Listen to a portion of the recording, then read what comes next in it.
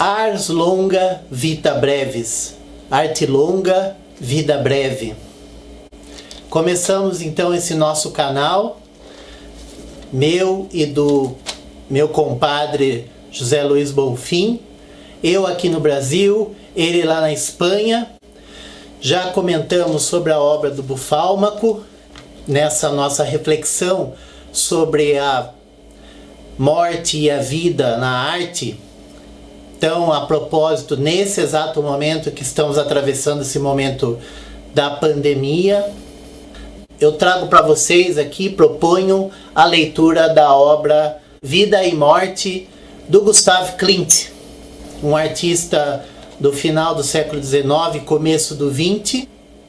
Todos, ou quase todos, muita gente conhece pelo O Beijo, que é um quadro muito bonito, a beleza muito forte, ele é bastante ornamental, assim como o estilo do Klimt tem esses ornamentos, nós vemos no Vida e Morte também estão presentes esses ornamentos. À primeira vista é o que nos chama a atenção, a divisão bastante marcada entre as duas áreas do quadro.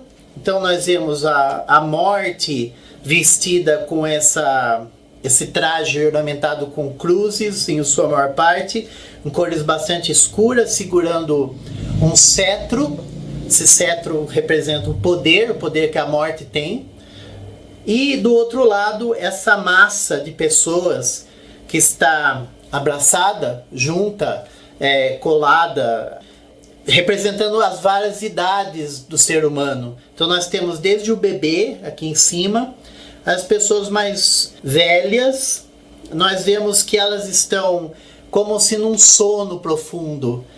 Somente duas pessoas estão com os olhos abertos, o bebê e a moça que encara a morte de frente, está quase na mesma altura da cabeça. A cabeça da moça está quase na mesma altura da caveira. E essa caveira, essa representação alegórica da morte, ela olha para essa massa de pessoas que dorme.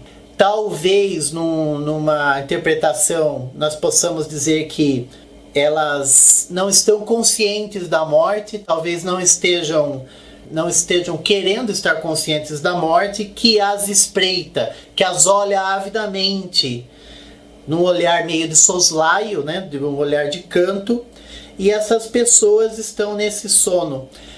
Essa ornamentação das pessoas que traz pra gente uma lembrança da alegria e da beleza dos quadros da fase dourada do Klimt, ao qual O Beijo faz parte. Nós lembramos que esse quadro originalmente tinha um fundo dourado.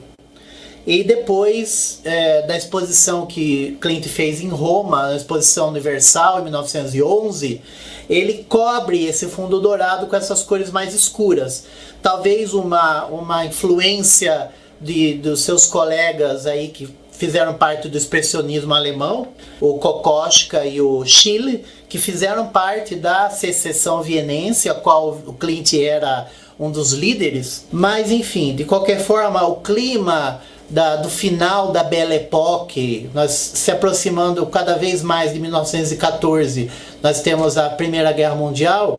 Nós estamos em duas épocas, uma da Europa e do mundo, que é a Primeira Guerra Mundial, que vai ver uma das mais sangrentas guerras até então realizadas, e o fim da vida de Klimt, do próprio Klimt, que vai falecer em 1918.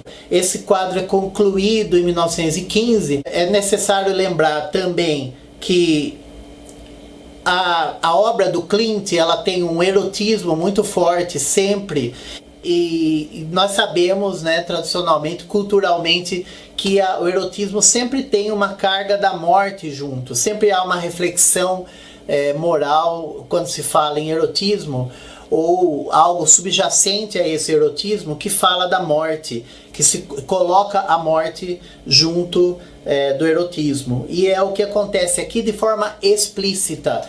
nunca o Clint foi tão explícito nessa associação.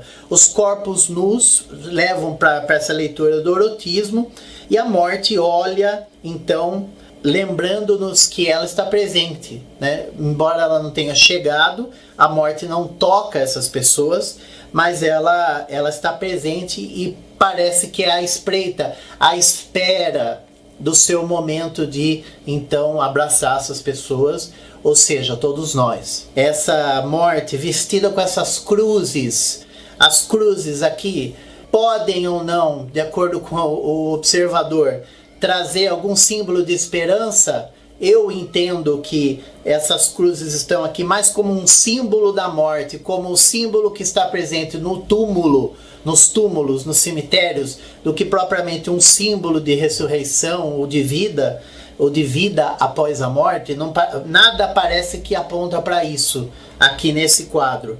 As pessoas estão dormindo, enfim, nesse sonho, nesse estado subconsciente, vamos dizer assim, como diria o Dr. Freud, exatamente nessa época aqui que ele está desenvolvendo a sua psicanálise, exatamente na Viena de Clint.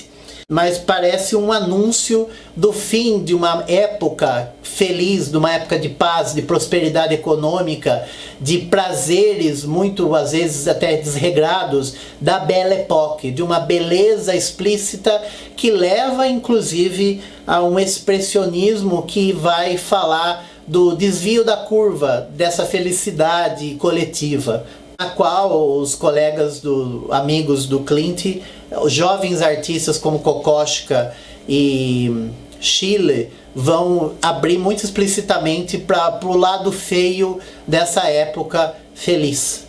Enfim, mas nós vamos falar mais sobre isso na live, fazer a relação também com a ponte que a gente faz entre o fim da Idade Média, com o bufálmaco, e o Clint na Belle Époque.